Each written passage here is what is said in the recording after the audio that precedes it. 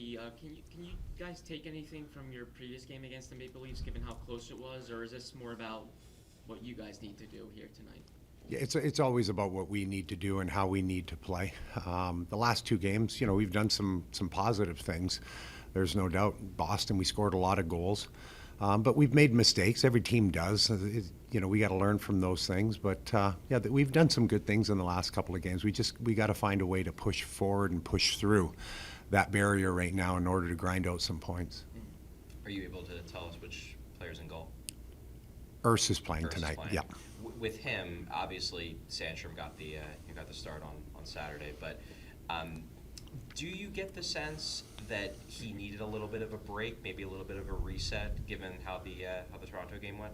No, I don't think it has to do with how the Toronto game went, but we've been managing, his ice times. He's never been an NHL starter before, so there's a process with goalies about learning that position. I don't know a lot about it. Just when I'm listening to Dilly talk and how him and Torts communicate with the management of Urs. So. The power play's gotten some goals in the last couple of games. What's the difference from your perspective then? I really like the first unit that we've put together. We moved Frosty into the bumper, and I think that has really changed the complexity of how it's looked. We've been trying to get more motion and more movement, and at times it has that, but not until we put him there. It's consistent now, and so I really think he's been a big catalyst on it.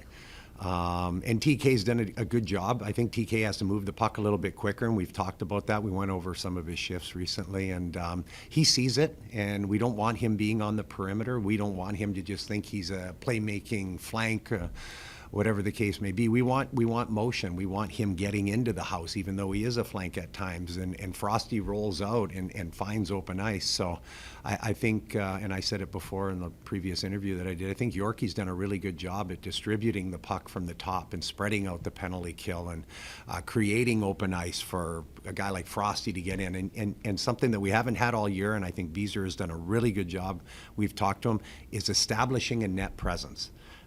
It doesn't matter who you are. I mean, maybe if you're Ovi and you're a pure goal scorer, you can beat the goalie when he sees the puck.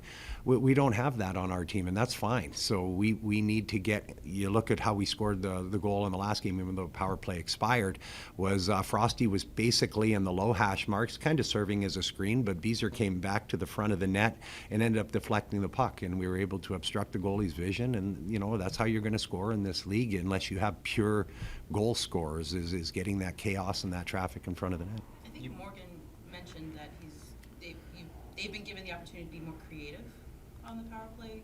What does that mean exactly? Is that just shifting from like a 1-3-1 into a different formation, or is it just letting them see the ice, how they see it kind of thing? Or yeah, you have your structure and your base, which is our 1-3-1, but out of that, having the ability to roam and to move, and where is the open ice. And so, probably 6 weeks ago, I'd guess, there was more communication between me and them, and allowing them to just talk and to work themselves out, and showing more of their stuff rather than the opposition. We do show the opposition so they don't get kind of surprised, and here's some opportunities that may be available, here's some goals that they've been scored on, etc., things that they can know to be prepared for, and then having them work together and communicate together, and since they've done that and they took kind of some ownership of it, you can see some chemistry starting to build, and they've been together for a little while now, which is always helpful, and instead of mixing it up and stuff, I think that's been a benefit as well.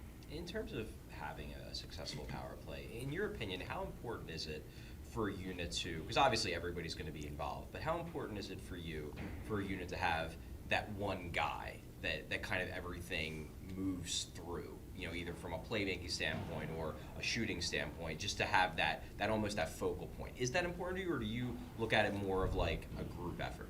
It depends on your personnel. So if we had Kucherov, we would probably say there's our one guy, and we can work around that. We don't have that one guy, so they have to do it by committee.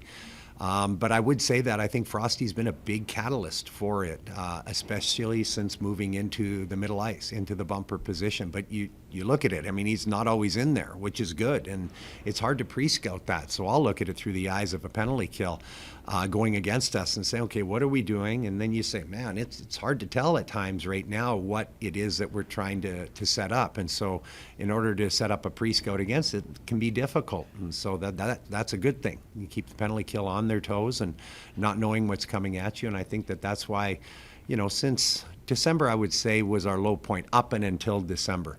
And since then, we look at metrics, we look at expected goals and all these other things. We've jumped up. There's been some positives in our game. We haven't finished a lot. We have a really low shooting percentage, unfortunately, and I think that's why traffic's been such a big, important piece for us, which increases our ability to get to rebounds or, increase our shooting percentage as a result of it. So those are things that we're doing, and it's kind of by committee with the group of 5 working together like we've already talked about. You mentioned about Morgan and the bumper.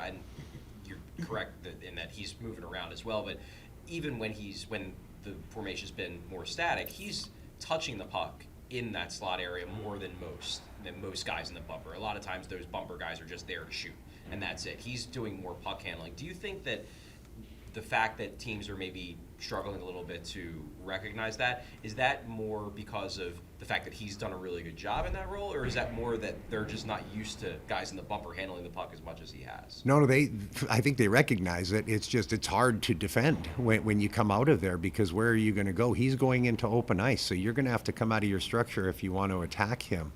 So I think that's the answer to that question right there is just you can plan for it, but you're going to come out of your structure, and if you want to be aggressive to him, it's going to open up another opportunity, and we'll do our best to expose that ice and take advantage of it. Rocky, with Sean Couturier, played a lot of hard minutes early in the season, kind of like what he had been doing before his injuries. His role's diminished a little bit. How much do you think maybe that is watching his minutes, but also understanding it's performance related as well? Well, I think that's more of a question for Torts and how Torts manages his minutes. I can't get into the mind of our head coach that way. So I think Coot's done a good job. He works extremely hard in practice, and he's trying to get himself better, without a doubt. So, how much this time of year? How much do you actually watch scoreboards and scores of other teams, or do you try to just do your thing and keep the noise out? Well, we focus on ourselves without a doubt, but yeah, I'm looking to see if Washington's going to lose last night, and we've had a lot of help in the last week, which was a positive for us because we were at that time of the year that every point matters for us, and every point the guys who are chasing us also matter to us too. So definitely, we're paying attention to that.